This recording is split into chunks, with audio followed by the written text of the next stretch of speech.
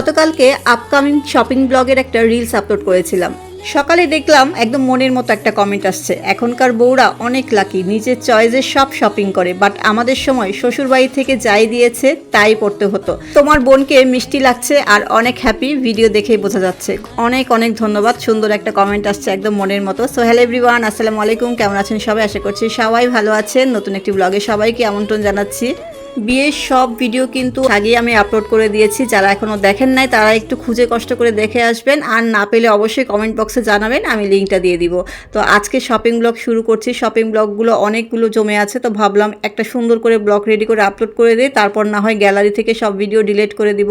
আমরা কয়েকদিন বের হয়েছিলাম, বিয়ের শপিং তো মনে হয় মাসখানেক ধরে চলতে থাকে, মনে হয় শেষই হয় না। বিয়ের সব শপিং আমরা করেছিলাম নিউ মার্কেট, গাউসিয়া, চাঁদনি চক আর ধানমন্ডি হকার্স থেকে। তো জুয়েলারি গুলো আমরা কাস্টমাইজ করেছিলাম। এখানে কিন্তু মনের মতো করে জুয়েলারির উপর পার্ল স্টোন গুলো দেয়া ছিল না, তো আমরা শাড়ির সাথে ম্যাচ করে সবগুলো কাস্টমাইজ করে নিয়েছি।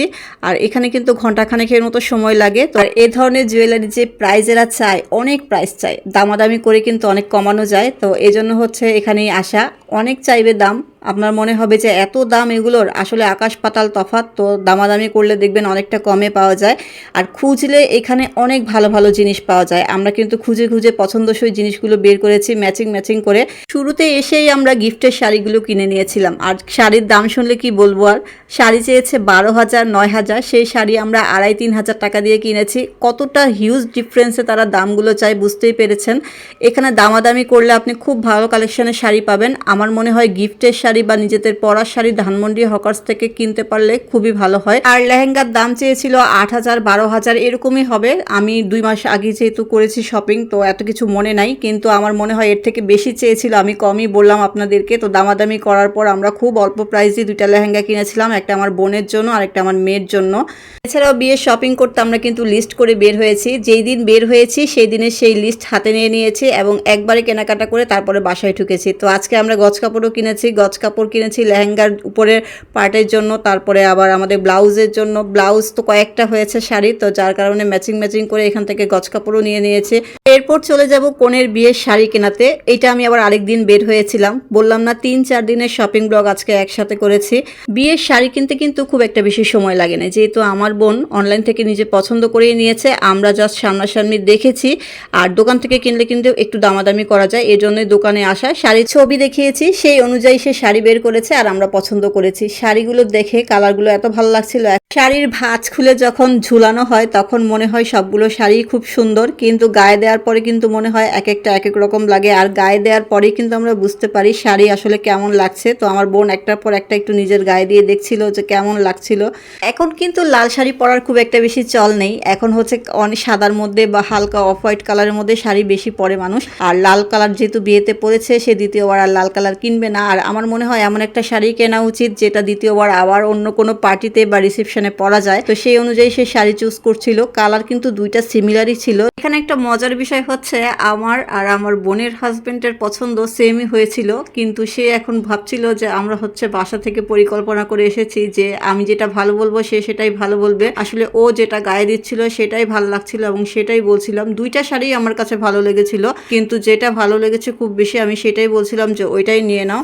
আর এইভাবে দুইটা শাড়ি যখন দুই পাশ থেকে ও নিয়েছিল, দেখতে কিন্তু খুব ভালো লাগছিল। আমি ওকে বলছিলাম তোকে স্টার প্লাসের সিরিয়ালে যে নায়িকার মায়েরা থাকে না, খুব ভাব নিয়ে থাকে, তাদের মতো লাগছে দেখতে। কারণ এরকম কিন্তু থাকে অনেকে, যারা খুব মুডি টাইপের কিছু ক্যারেক্টার থাকে না, ওরা এই পাশে দুই পাশে দুইটা দেখা যায় শাড়ি বা আরেকটা চাদর নিয়ে থাকে, ওই ধরনের মেয়েদের মতো লাগছিল ওকে। মেয়ে বলবো না, মহিলাদের মতো লাগছিল। তো যাই হোক, ও তো মেয়ে।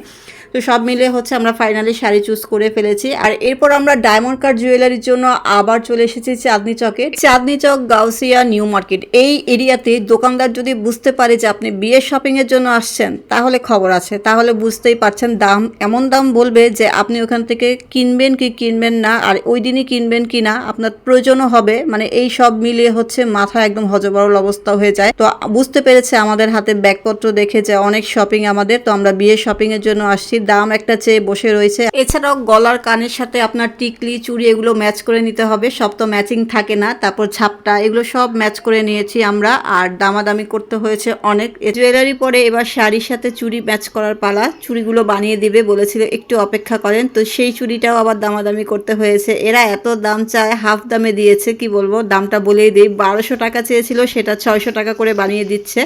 তো 2টা মোট নিয়েছি আমরা, 2 মোট সে এখন বানিয়ে দিবে আমাদেরকে।